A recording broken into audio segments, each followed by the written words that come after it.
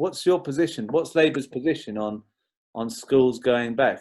But on the school reopening point, it's been very worrying over the last few weeks for parents and teachers, because there's been all sorts of briefings put out in the media. One week we were told that the government were doing a phased return. Last week we were told that they were going to reopen schools on the 1st of June for year sixes to start off with, and then bring other years in. Then we heard later on last week that the government was actually having discussions about allowing schools to make the decisions themselves amidst pressure from other government ministers to put the economy first. So it was hugely worrying. So it was really welcome when the National Education Union and other unions put together 5 key tests that need to be met to make sure that safety is the government's #1 priority. And I've supported that wholeheartedly for the last few weeks. Now, we haven't heard anything from government yet as to whether they're going to be able to meet these 5 tests. And the tests, very briefly, range from making sure that levels of coronavirus are far, far lower than where they are at the moment. I mean, I think we've got the 2nd highest death rate in Europe at the moment, which is extremely worrying. It also looked at making sure that when schools did reopen, there was huge pushes for safety measures, such as the provision of personal protective equipment, that there was mass community testing, not just for those who were going to the schools, but right across the community, so we understood what the levels of infections were in particular areas.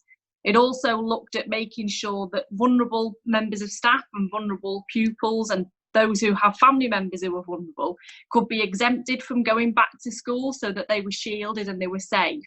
And it also looked at making sure that there was at high levels of school cleaning taking place, way beyond the provisions that we currently have in place at the moment.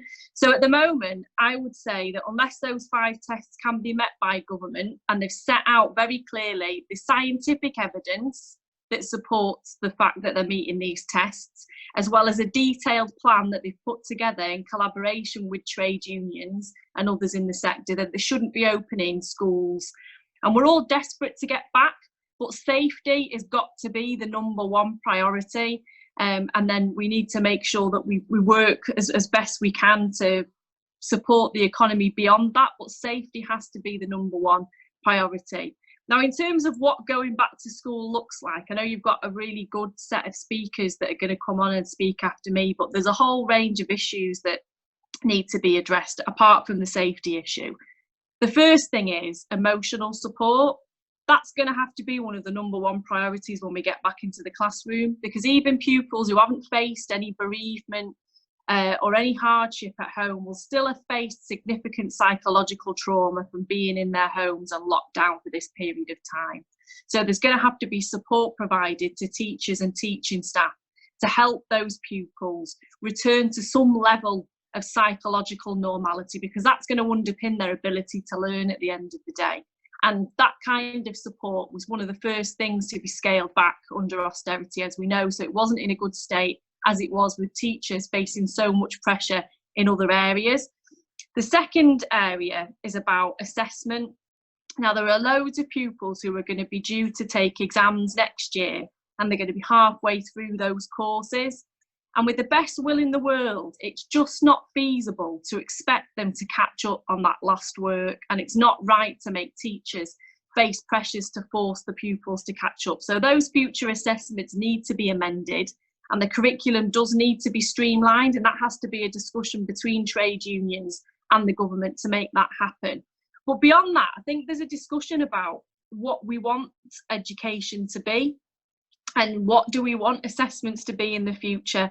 And we spend a lot of our time in the UK focusing on rote learning, the fact that you have a test at the end of a few years that relies on your ability to remember a whole range of things on one day.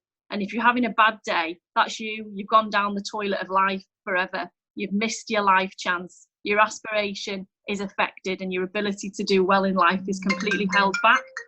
Sorry, that's my phone. So we need to look at assessment, and if it works to assess students in this lockdown in a way that's outside the scope of those types of exams, then that's something that we need to look at in the future. There's also a discussion to be had about avoiding bias when you do carry out those teacher assessments. So you don't have a standardised approach, because there are those with special needs and there are those, you know, groups who will be biased, and that needs to be addressed when we have those conversations. And then the final thing on assessments is this thing that we have in the United Kingdom called norm referencing. And a lot of people don't really know much about this. I'll be honest, I didn't know too much about it until I started looking into it.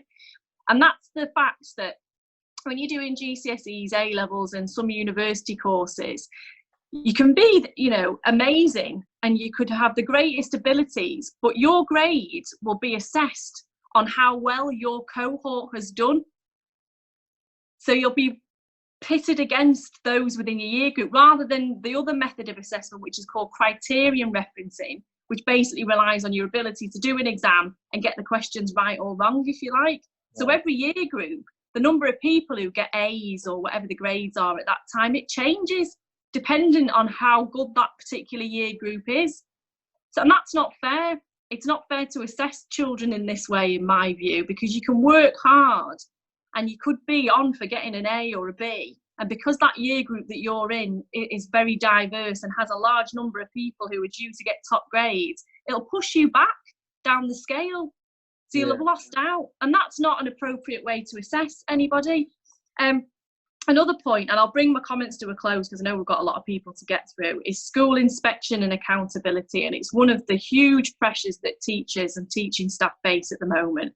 So at the very least, coming out of this crisis, I would expect to see a halting or a pausing to Ofsted inspections. I want to see the baseline test that was due to come in primary school scrapped. I want to see Progress 8, league tables, SATs, accountability, all paused at the very least. I mean, obviously I've got a view that they shouldn't be there and we need to have a system that's built that's fit for purpose, but at the very least the government should be pausing it. And then we go on to the last issue, which is probably the most important one, and that's about inequality. Now, the thing that's come out in this crisis, and it's been talked about on the BBC, on Sky, all media outlets, is about this thing called the attainment gap. And it is right that students who've been at home will have fallen behind, and the attainment gap that was there before will have got bigger. But the fact is, the attainment gap existed before the crisis even started. How well you were going to do at school depended on how much your family was earning in most cases and what your postcode was. And in one of the richest economies in the world, we've got one of the highest levels of inequality. And understanding that attainment gap has to go right to the heart of addressing inequality overall. And of course, having an educational system that tries to create that level playing field and tackle inequality, it's not the single thing that's going to deal with reforming our whole economy, but it's a huge part of it. And I think that education should be one of the key vehicles that we start pushing forward and demanding change so that we can see that equality throughout our society. Well, thank you very much, Rebecca. Are you going to hang around for the rest of the discussion? Yeah, I'd love to. I'll try and keep it to time, unlike what I did before. I'm improving on that. Louise, we were going to talk about what Rebecca was saying about over-assessment. What's your experience of that?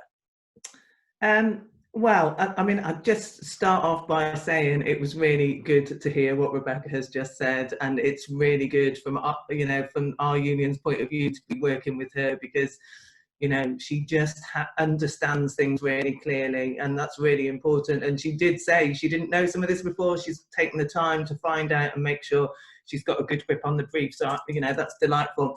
What I'm going to say about assessment is this. I'm going to talk mainly about primary assessment. I'm going to start off by saying something, because people say, well, you just don't want assessment to happen. Teachers assess all the time. That's what teachers do. You assess all the time when you're in the classroom because you have to. So it's not that we don't want children assessed. What we don't want are high stakes tests, which Becky referred to. And we're really concerned about the impact of them. At the moment, and some people may not realise this, in primary schools, children are tested all the time.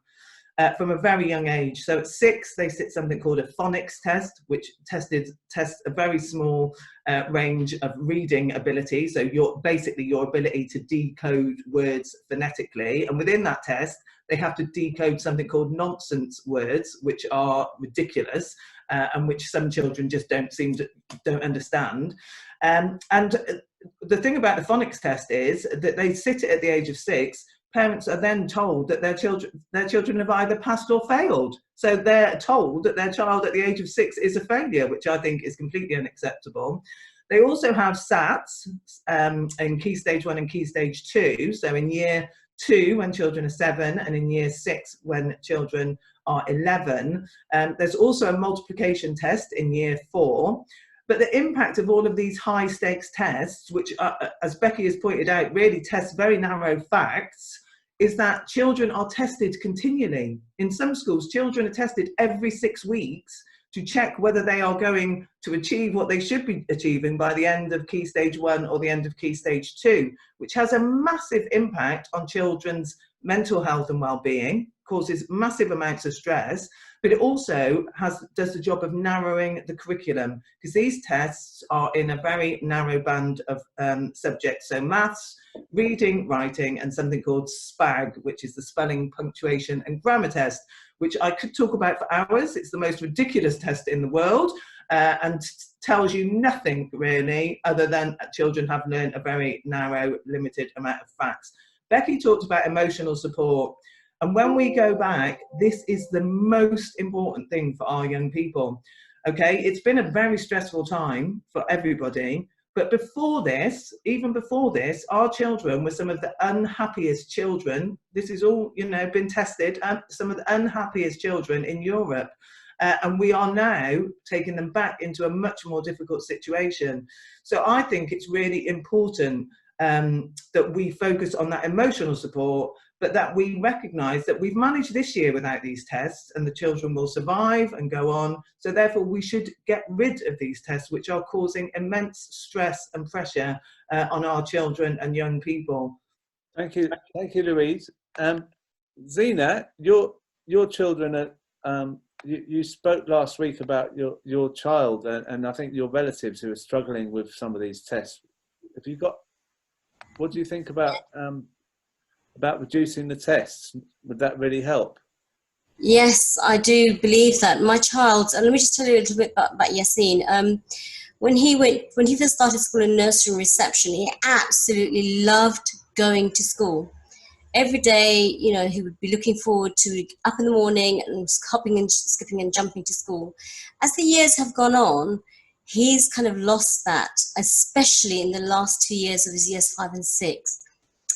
He hated going to school. He's been complaining every day about the test, the fact that they have to do mock tests, and he's been losing sleep over it. It's been so bad. And because he's a great depth learner, he's expected to get a high percentage. So that's really, really clocked him off. And he's not wanting to go to school. It's been really bad. So before the lockdown, I had a major problem, a real problem with him. On top of that, he was getting a 10 to 20 minutes of SATs test day. So they were bringing home some books. I've kind of misplaced it now, SATs books. And, it was just really, really getting on top of him. So he was very happy to hear that the SATs are not going to happen. The same thing with my nephew, when we come to, because they get tested literally every 6 weeks before the breaks. Again, he would get very stressed. He doesn't want to go to school because he's going to have to be examined on every single subject. So starting from all of the 11 subjects he's got. So that was a major problem. My niece as well, she's going through GCSE, she's going through major similar things. So yes, we need to change the system. You can't have, because my child's view of education has completely changed. He's not looking forward to going on to doing secondary. He's not looking forward going on to go to secondary and getting on with education because it's also heavily based on testing. So yeah, it has to change, and I would welcome a change. And I'm also a post-16 teacher, and I think the way that they do the child care assessment is they do it based on a criteria. And I think as Rebecca was talking about, we have a criteria of assessment, and then the students are, whether they've met those criteria or not, a task is set, and there's a criteria. That kind of assessment should really be more in sort of like secondary, but primary, teachers are assessing all the time. It should really be based on teacher judgment. Thank you, Zena. I've got so many people and really appreciate your point. And and you're mentioning older children and young people. So I thought I'd talk to Nuala about this, because she's seeing the difficulties of assessing older children and young people who are over 16. Are you there? I am indeed. Yeah, thanks, Crispin. I wanted to very quickly pick up on something Rebecca said, and thank you, Rebecca. Absolutely. My heart is going out to you right now on all you said about assessment and teaching. Thank you so much. But I wanted to pick up on it because Rebecca suggested we cancel exams next year, and I'm absolutely convinced this is the way around it. We've got to let these children get in, and young people build up slowly next year to get back on course. We mustn't rush them. Cancellation of GCSEs will do no harm at all. But let me get straight to A levels, which is my specialism and what I can talk about it. It's quite clear that with a system that's totally reliant on an exam, it was an inbuilt weakness. The minute we couldn't run an exam, we were suddenly falling apart. So what I really think we need to do is find a new way of assessing young people at sixth form level. Now, it's our opportunity to rethink things, to remodel. And as you know, in an ideal world, we don't have exams next year. Let's have a more holistic approach to sixth form assessment. For example, we could have coursework as well as teacher assessment or continuing work, selected essays, for example. Why not build in also a bit of research and project work as well as exams? You get a bundle which would be more holistic, more diverse, and every young person taking an A-level would have an opportunity to shine with their particular skills. It wouldn't just be the young people who flourish in an exam system. So formal exams would just be part of a bundle.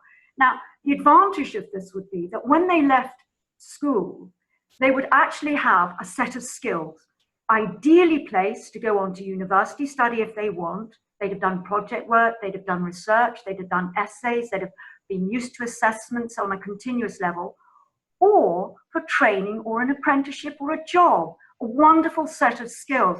So I think we need to rethink a more holistic A-level so that not just the kids who excel at exams would flourish in our system. What is more, if we ever have a crisis like this again, if we are not focused on an exam system, we would have other representative, a body of work on which we could assess kids and young people. We wouldn't be falling flat on our faces as we are now because we don't have anything other than the exam. So we'd actually have an inbuilt safety net, if you like. There are many more things I can say, but Crispin, I know you're under pressure of time. Well, I'm not under pressure. I'm just trying to get it through. Thank you, Nuala. It's really good, and I think it's right. I mean, we wouldn't have this problem if there weren't so much emphasis on tests, and whether it's younger children or older people, it's still the same thing. What's more, finally, let's not forget this. It needs to be said. These exams, as they are now, are about ranking schools. They are not about kids and young people and their education. Well, that, in fact, goes very neatly onto what I will be talking about now. I'm so pleased. I'm so pleased. Sophie, are you there? Hi, Crispin. Yes, I am. Hi. Hi. Yeah, so the school inspection thing, this ranking schools and inspecting schools, I mean, this seems to be a preoccupation of this system that it doesn't seem to be helping education. It just seems to be, I don't know, stressing everyone out, really. And it's not really, what's your experience of that as a teacher? So I'm not a teacher, I'm a chair of governors. I took over as chair in January. We were inspected in November of last year. We were one of the first schools in our area to have been inspected under the new framework, and we got requires improvement, having been inspected in June of 2017 and also been given a requires improvement. It was both times it has been an unbelievably stressful event for the school. You read our report now. I've read our RI report. I've read good reports of nearby schools. There is almost nothing between them. You know, as far as we can tell, the inspector that we had didn't like that we used letters and sounds instead of read, write, ink for phonics. She didn't feel that we did as much individual reading, that we did more class reading. So it's, you know, it's a very, very, very subjective system. It was hugely stressful for the school. It was hugely stressful for the, you know, and our pupils were very upset by having been told that we are an RI school again, but also the staff over the Christmas holiday put together an action plan. We know now we are not going to make the progress against those action plans that we would be doing if Corona hadn't happened, because, you know, as everyone else has said, our focus is going to be on the well-being of our students. We have some very vulnerable families who, because of the absolutely disastrous Eden Red free school meals vouchers fiascos, we have families that are running out of food. We have families that are ringing off, you know, the teaching staff in tears because they don't have enough food available. We have some very vulnerable families. We have, you know, children with EHCPs who aren't coming in, and, you know, we have children who join in reception who are basically non-verbal and have now missed out on, you know, their reception year and will be expected to go into year one and, you know, be doing phonics tests and bits and pieces. So it's going to be a long time before we as a school can get back to looking at the action plans that came out of our Ofsted report. And I really appreciate the point about halting inspections, and I think that is an important step. But also, we don't want to have this label of being an RI school hanging over us for, you know, 4 years instead of 2 years. We have real concerns. I mean, I'm sorry, I've heard it, but it requires improvement. So that's the standard that we have been given, the rating that we've been given. And our real concern is less when we are inspected again, but we don't believe the inspection system as it stands at the moment is capable of taking account of all of these other issues. We think that what will happen is they will come in, they will look at where we were in November of 2019. By the time they get back in 2023 or whatever, they'll, you know, there will not be an account of how much time and effort has had to go into focusing on the well-being of our staff and our students. You know, we're going to have pupils who come back in who have lost family members, but more than that, the economic impact of this is going to be with us for a long time. You know, we know that we're going to have families who you know, perhaps lose their job as a result of this, who are facing evictions. We're also, as a school, having used up all of our remaining surplus last year, going to apply to be in deficit for the first time. One of the reasons we're going to be in deficit is we have a high number of children with additional needs, and the local authority where we are does not have the staffing available to process all of those requests for us. We have one affiliated educational psychologist who works with our school. They've been unavailable for part of this year. The local authority has no money available to bring in extra resources. So we've lost income that we would have had this year to help us support those students. And these things compound, and we're really, really concerned about the next time we are inspected, how we don't see that the current system is fit for purpose in terms of taking account of all of this. Right. So it doesn't sound like the inspection actually takes into account what's happening for local people in situations like what we've got now. But I'd like to move on to Craig in Brighton, whose experience of inspection is that it's also making parents very angry. Craig, are you there? Yep. Good afternoon. Would you like to tell us what's happened in it's really hard to pronounce for me, Moulscombe school, and you've been, the school has an agenda of wanting some. Can you explain it? Because I'm just burbling at the moment. Yeah, you are a bit. Yeah. I'll leave you to it. Moulscombe Primary School is currently subject to an academy order after being rated inadequate by Ofsted. So the Academies Act says that schools rated inadequate are subject to eligible for intervention, and then they are forced to become an academy by government policy. So the DfE, the Regional Schools Commissioner, will find an academy sponsor. That's the situation the school's in, completely opposed by the staff, by the parents, and by the wider community and the council, because it's out of the council's control. So the inspection's being used as a means of changing the status to an academy? Yeah, it's a weapon to privatise any school that is deemed a failure based upon the Ofsted's framework, which doesn't. It's not really to help. It's not to help education. the education of children. These inspections, or to help. No, it's a punitive accountability mechanism, simply to check up on teachers and schools based on a system that doesn't have any trust within it or respect for the profession. And you've had parents and teachers all campaigning to stop this for quite some time. Yes, it's just over a year now since the Ofsted inspection gave it an inadequate. It happened in April 2019. Oh, that's terrible. And what's your fear about becoming an academy? Because we're going to move on to this issue now anyway. But why do you think the government want academies, and what's your fear of academies? Well, the government wants it because the Conservative Party are absolutely obsessed with privatising everything, and they're convinced and they maintain that academies will raise standards and give parents a choice, which is just a nonsense. There's no evidence whatsoever that academies improve schools. In fact, there's evidence that shows the opposite. Struggling schools that remain within the local authority are more likely, will improve faster, and schools that are good or outstanding are more likely to stay good than if they convert.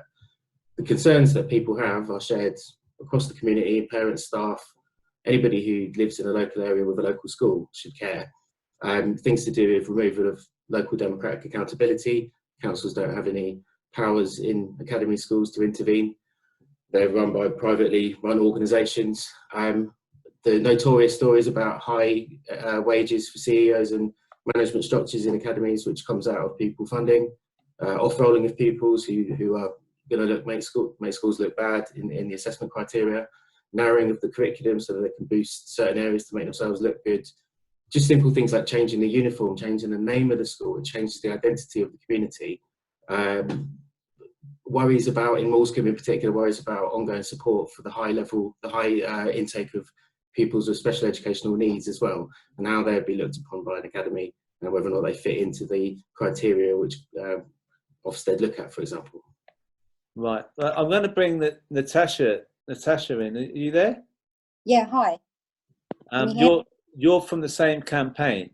Yes, I'm a parent from Moulscombe Primary School. I've got a child who's currently in year 2, and my older 2 children went there as well. My other boy, who's currently recently left in September and gone up to Backer, which is an academy, is why I got so involved in the campaign, because having a child already in an academy in the local area has put so much pressure on us as a family because of all their criterias, all their tick boxes, to the point that I think within the first 5 weeks of Callum being at Backer, he'd been excluded nearly 20 times, getting a C5. Literally, he'd be in school 10 minutes and be being sent home. And then in this time that we've been on self-isolation, he's been amazing, because he hasn't got all that pressure and his anxiety around him. He's cracking all his schoolwork at home, which is brilliant. But one of my main topics I wanted to bring up was the pressure that I find that the academies are putting on us parents. I get a phone call nearly every day from staff at Backer saying to me, the online work isn't being done. And I'm saying to them, but we're doing what we can out of the packs that have been sent home. There's no guidance for us parents on what needs to be done. And they're just constantly saying that, he's not sending in the work online and things like that. But there's no guidance on what work needs to be sent in either. They're just expecting us to know what work's got to be done in what order. And it's just shocking. There's that even sending, on top of the work we're doing at home in the packs, that even sending homework home on top of the work they're expecting them to do whilst on lockdown. It's just been diabolical. Whereas Moulscombe Primary School, they've phoned twice now, but it's not to check in on to make sure Kane's doing what he needs to be doing. It's to check in on our welfare and how Kane's coping, and if there's anything they can do to support us.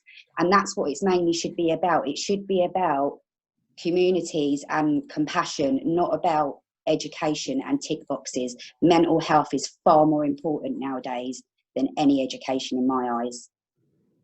And one of the other points I wanted to bring up was that obviously with our school at the minute, with this academy hanging over our heads, we've managed to keep all the academies full off so far, but we're now, I'm worrying so much that if something starts to happen now, how are we meant to stop them without being able to go out from lockdown, you know, carrying on, stopping them getting where they trying to get their fingers in with the school, you know, if an academy trust steps forward, you know, how are we meant to protest against them if we're on lockdown to stop it happening? You know, it's a scary thought that these kids are going through everything that they could still end up having to go back to school and still have this hanging over our heads with all the stress and the worry and the costs. Right. Yeah. Well, thank you for sharing your story with us. Around. I didn't think he would wait around that long. He's gone back out in the garden. Oh, well, it's natural. It's hard to when it's like this outside. Thank you very much. I wanted to write quickly. He just wanted to say that he had loved so much fun making things and doing lots of activities in the garden, but he misses all his friends and Mrs. Faye. Thank you. Thank you. Thelma. Hi. It's taken a while to get to you. Yeah. But what it's been great. What were you going to talk to you about was the curriculum, because that's partly shaped by these tests, and the government seems to be things like people like Michael Gove seem to think they know everything about curriculum. What's your view on what kind of curriculum children should have to make them, you know, excel in life and in education? Well, I was head teacher when Michael Gove was made education secretary, and as soon as he came in, he threw out the Labour's Every Child Matters, and what came in was this continued until today. And what we've got are kids very often just regurgitating facts rather than asking questions and having those life skills. And post-COVID is the chance for us to rewrite the narrative. Now is our chance, because we can see that children need so much more now, having experienced all the anxiety that many, especially the most vulnerable, will have been experiencing. But what's been happening in schools is this high stakes accountability that's already been mentioned, but there's been this narrowing of the curriculum, and heads and school leaders are under pressure all the time to achieve these targets. Also, there's been 10 years of austerity with cuts to local government, cuts to the education budget. So when school leaders have to make choices about the curriculum, very often, and I think it's wrong, the first area of the curriculum to go are the arts. The first area is the music, is the art, often time for conversation and talking and listening. Now is the time to forge the future in education that I believe we need long term, not just about COVID, but what meets children's needs. It's the whole child experience. And I think the mental health and well-being, what should be the aim of any curriculum, is to make happy, well-balanced, well-adjusted, confident children who are able to express themselves, who are able to ask questions. The thing that worries me with the Govian model is this idea of children having to memorise and regurgitate the facts I mentioned before, but also it's this idea of stay in your place, achieve that. That's what we need for you for the future, not children being in a position to ask those questions, to challenge. And I think children will have loads of questions when they get back to school post-COVID. And I think the chance now to have a year without Ofsted, without the summative assessment, formative assessment, as has been mentioned before, already goes on in schools. Professionals know their kids, teachers know their kids, support staff know their kids. They should be the people that make those judgments.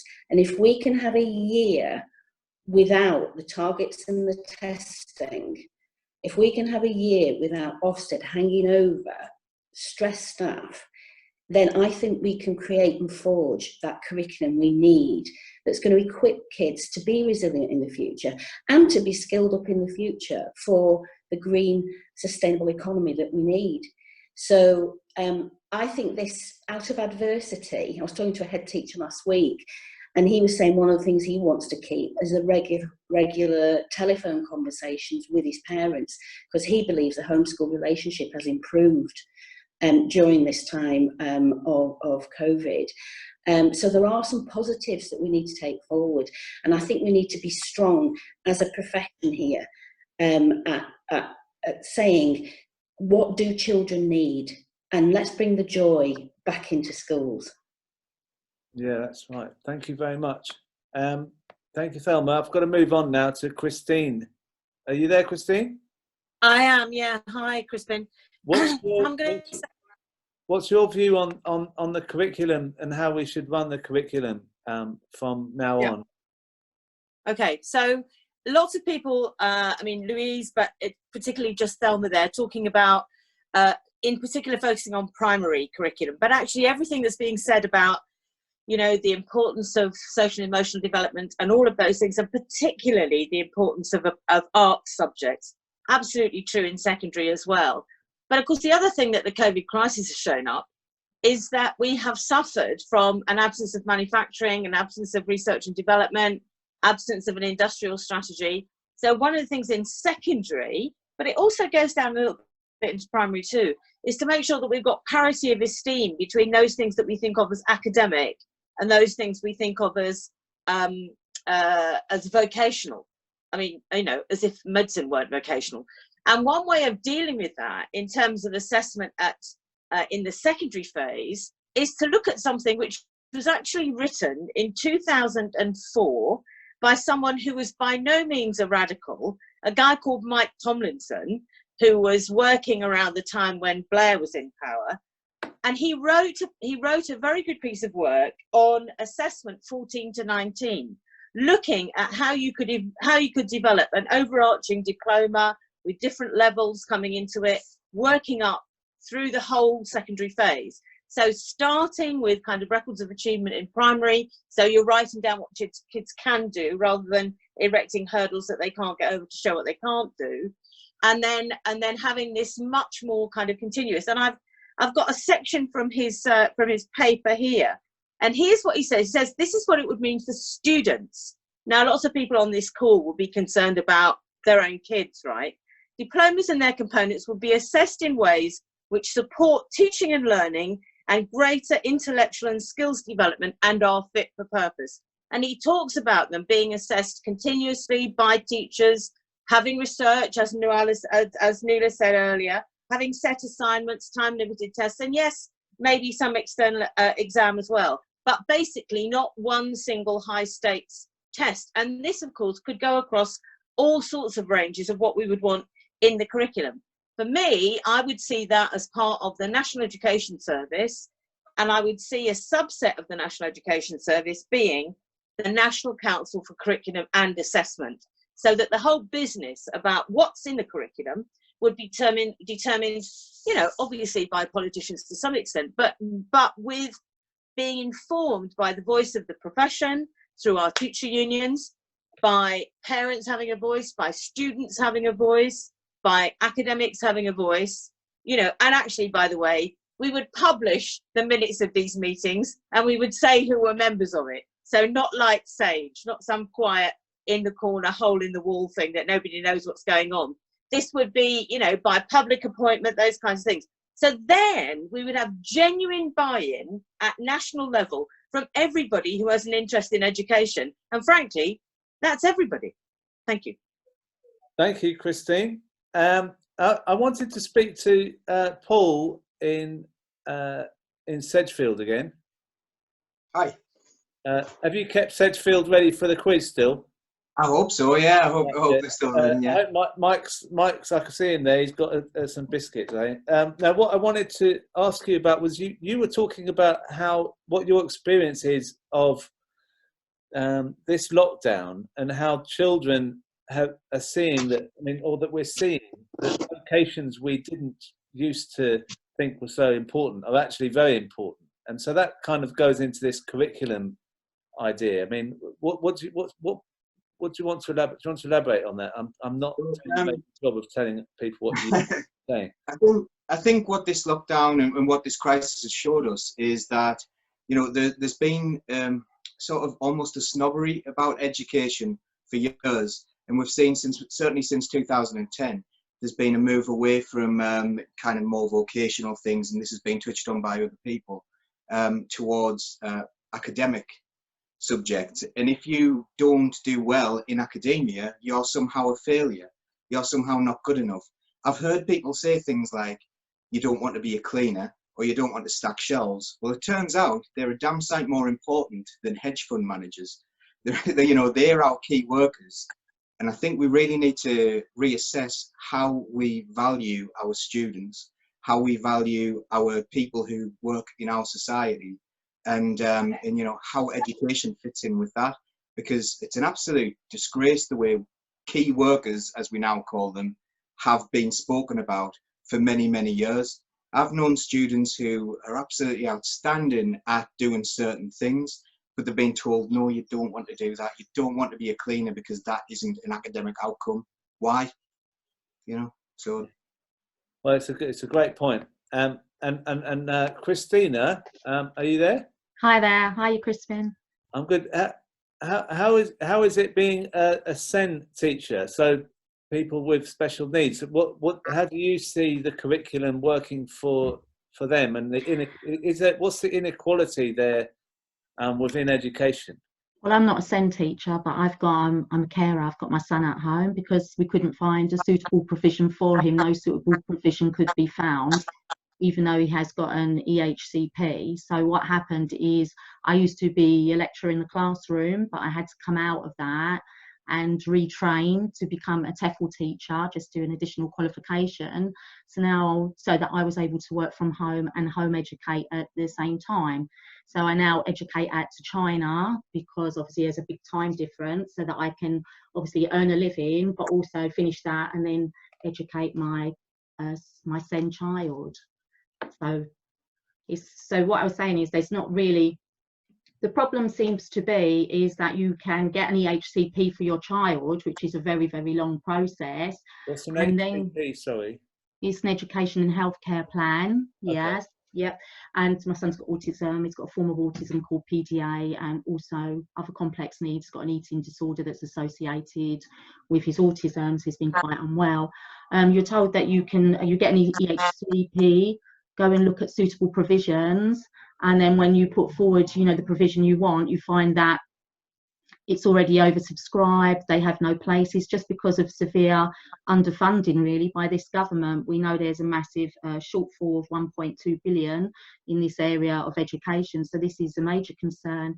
So what I've had to do is home educate. Obviously the local education department has given me some funding, but you know, this is a situation you're in when you've got an EHCP but can't find a suitable provision because of underfunding. There are no suitable provisions.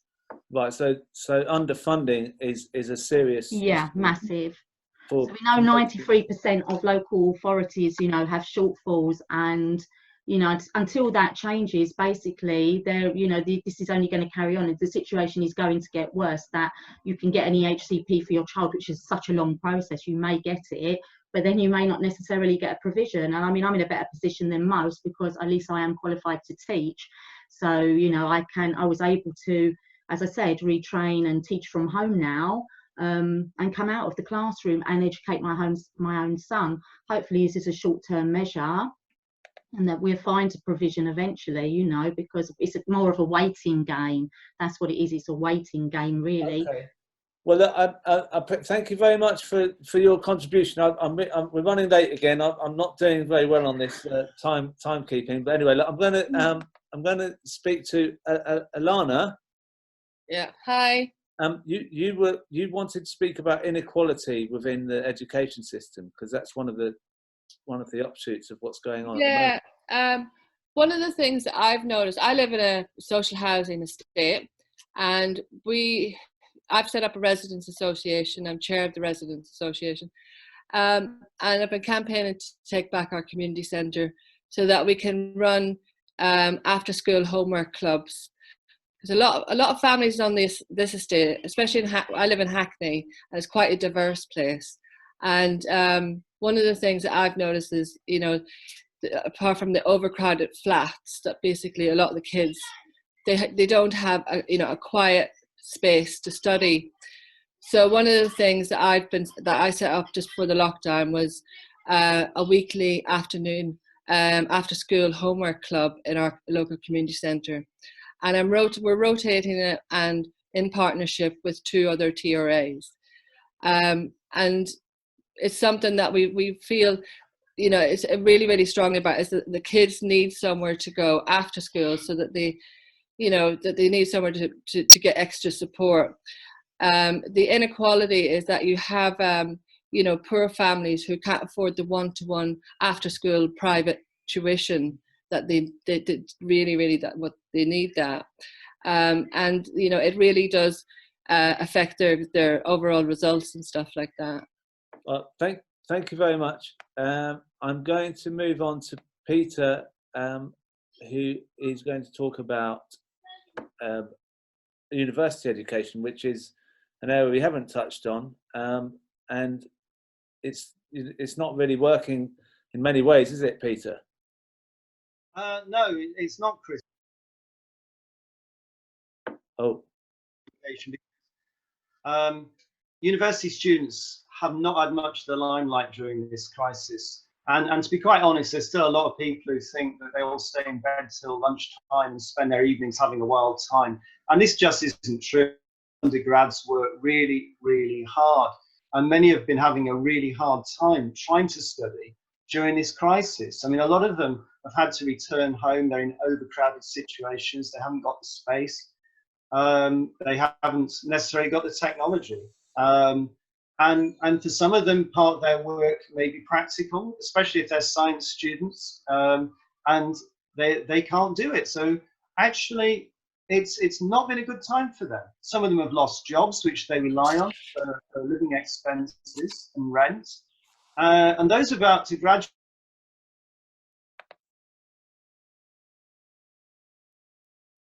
Hello, Peter. You've frozen.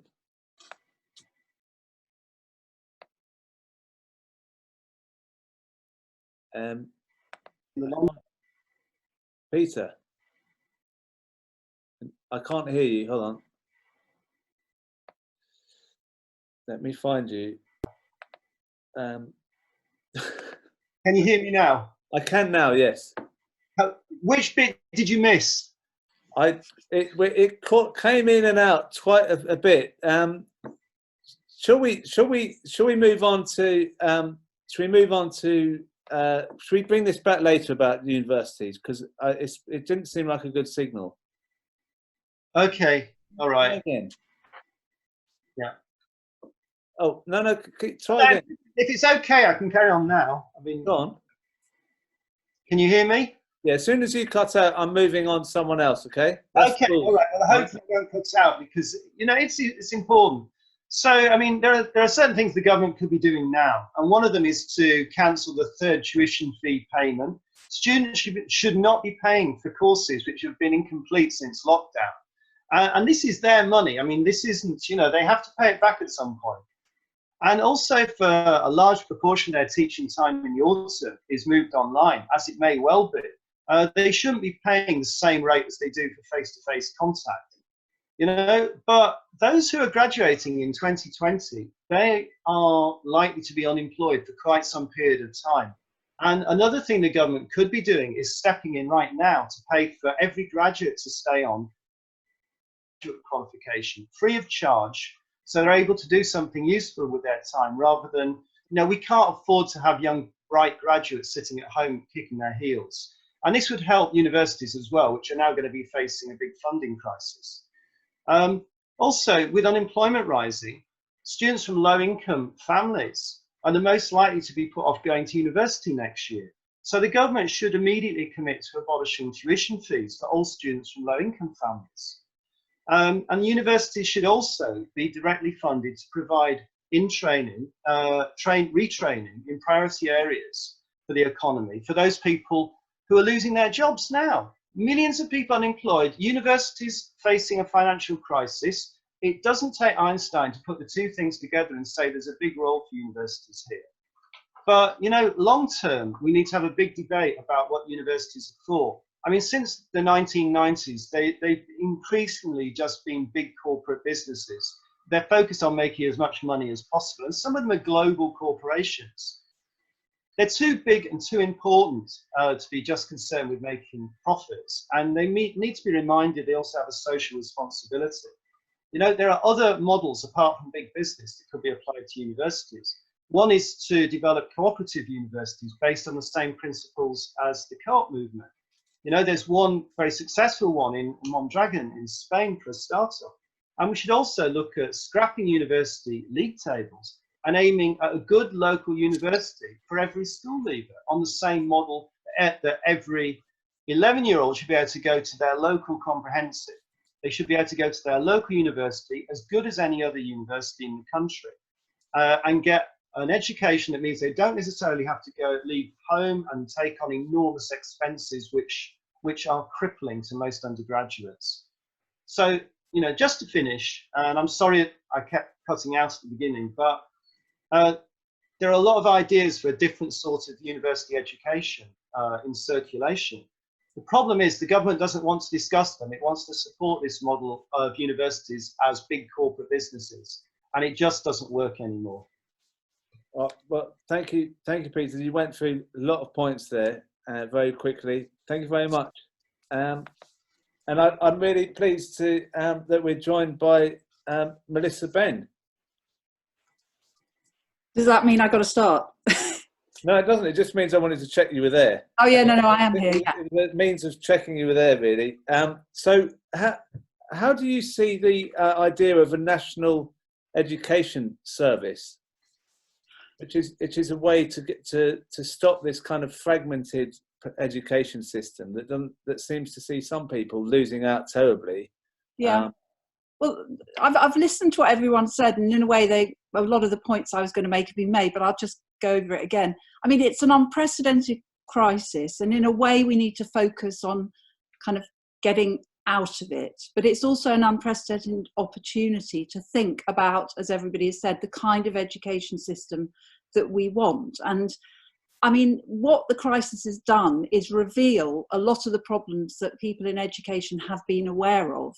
So the incredible gaps in resources between children from different families, the incredible gaps in resources between different sectors of the system, particularly the private state gap, the damage that austerity has done, and the points that Becky brought up, which I was really pleased about norm referencing, that this is our system, particularly since 2010, has been built on the idea of ranking everyone, ranking every institution.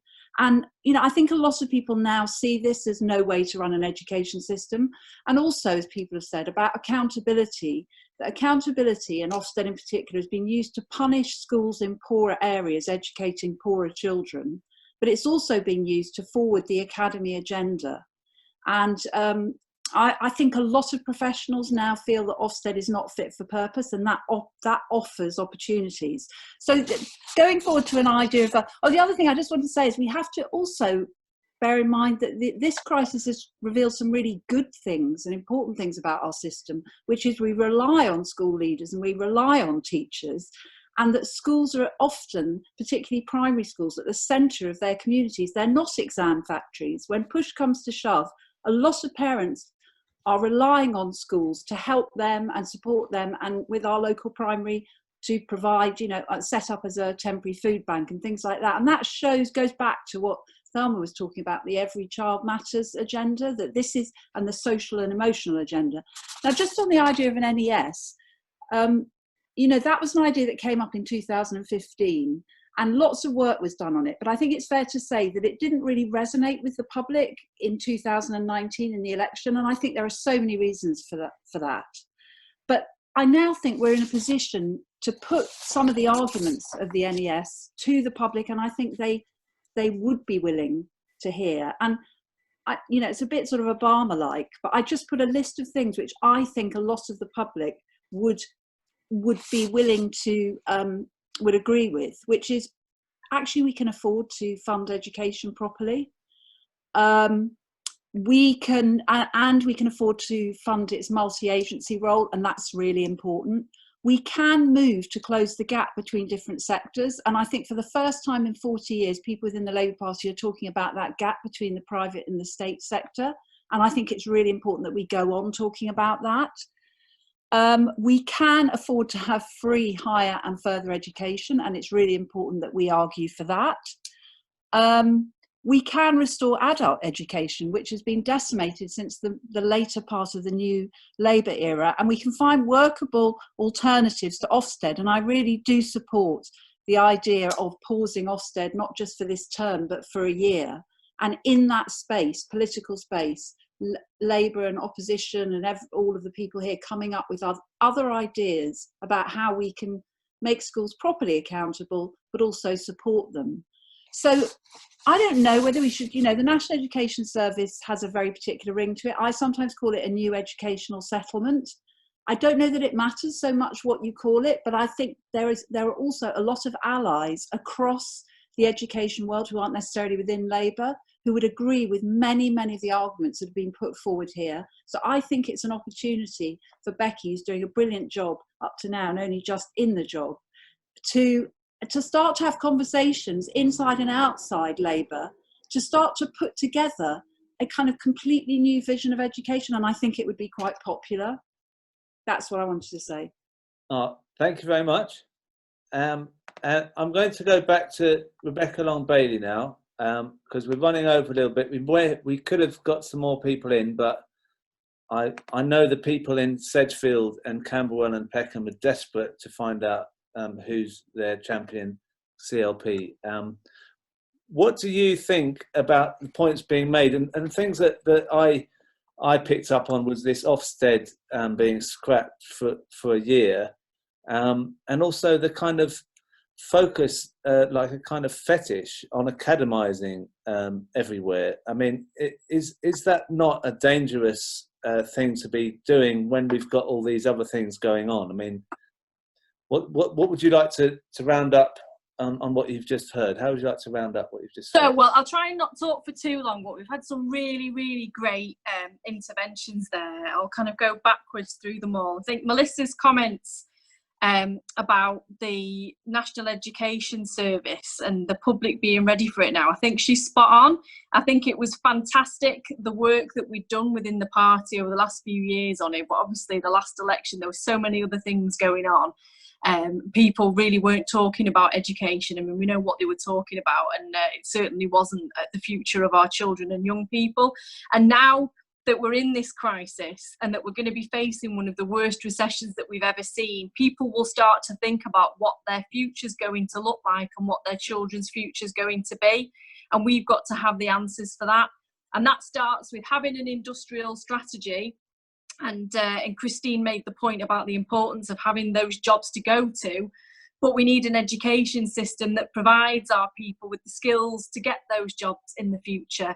So I think we really do need to do a lot of work on this area, and I think we've got to work very, very quickly to make sure that we can galvanise the politicisation of many across our community around education at the moment, because if we don't do this quickly in this crisis, and ensure that they're interested and that they're part of the conversations about what education could become, then we might miss the opportunity completely. Peter's point about university students, completely agree with everything he said, and obviously you know that I want to abolish tuition fees completely, and our party position hopefully will not change on that. I don't think that there will be any moves in that direction, but certainly there also needs to be thought going into those students who leave in 2020, because they won't have jobs to go to and their life chances are going to be dramatically reduced. And one of the things that I've certainly been having discussions about over the last few weeks is what policy should we be putting in place to protect those who lose their jobs as part of this crisis, And if they lose their jobs, in my view, they should be going into adult and further and higher education to help them gain more skills and become more employable when the economy does recover in the future. Paul, you made a really pertinent point about the parity in vocations. And one of the things that the crisis has done is it's turned social mobility on its head. I mean, when I was growing up, I was always told by my mum and my dad, who, you know, they didn't have any qualifications. They left school to work in factories when they were, I think, in the dark ages, probably when they were 11. And they thought that my route out of poverty was to get an education, go to university and get a good job. And the only jobs they knew about was doctor and lawyer. So they said one day, Rebecca, you can be a doctor or a lawyer. What do you want to do? To pick one. And it's changed. And we see how important jobs and vocations that are amongst the lowest paid in our economy are, and how we wouldn't be surviving at the moment if it wasn't for our care workers, if it wasn't for our bin men, if it wasn't for our post people. And we need to make sure that, as well as having that parity of esteem on vocational qualifications, we actually have an economy that pays these people the wages that they deserve to be paid. And that needs to happen, and we can't stop fighting for that.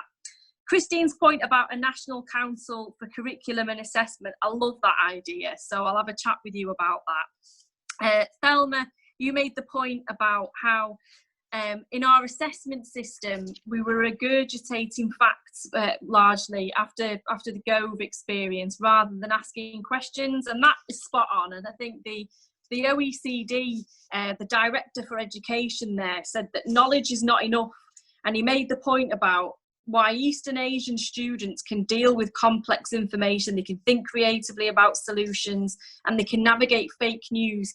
They were in a better position than UK students because their assessment system was focusing on skills beyond that rote learning and memorising things at the end of 2 years. And that's what we've got to do to our people, is make sure that they're acquiring that whole range of skills that's going to help them for the future and help them with the complexity of the economy, because we know that we're moving towards AI and digitisation right across the whole economy, and rote learning is only going to help you so far with that. I think Thelma made the point about Ofsted and pausing Ofsted for a year, and I completely agree with that. I mean, I want to cancel Ofsted altogether and replace it with a system that's fit for purpose, that drives up school improvement rather than punishing the poorest schools, which I think was a point that Melissa made, and pushes towards academisation. On the issue of academies, I don't like academies. It's not to say we don't have great teachers within our academies, because of course we do. Well, that's not because they're academies, it's because we've got great teachers there. Academies for me, similarly within the university system, we've seen a push towards commercialisation, and we've seen a lack of accountability, and that's why I want the academisation of our schools to stop. And I'll support the other people that have been on the campaign. I think Natasha made some points about this. Any support that you need from me as a Labour spokesperson in any local campaigns, then don't hesitate to get in touch with me. Then we talked about assessments. I think we had Louise, Zena, Nuala and Sophie talking about the assessment system. And Louise made the point about emotional support being the most important when we come out of this lockdown. And I think that is hugely, hugely spot on. It might be overlooked, and it might not be, you know, the greatest kind of economic argument to make for some people. But if we don't have that emotional support, our people won't be able to learn. So it's critical that we make sure that teachers have many of the other pressures taken off them so that they can concentrate on that holistic support that pupils and students need.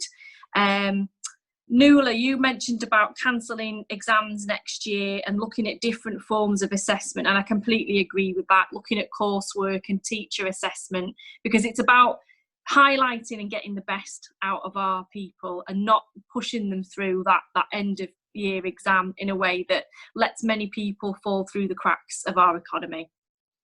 And thanks very much. I've written everything down so that I've got notes on what everybody said, and you've given me some really, really fantastic ideas.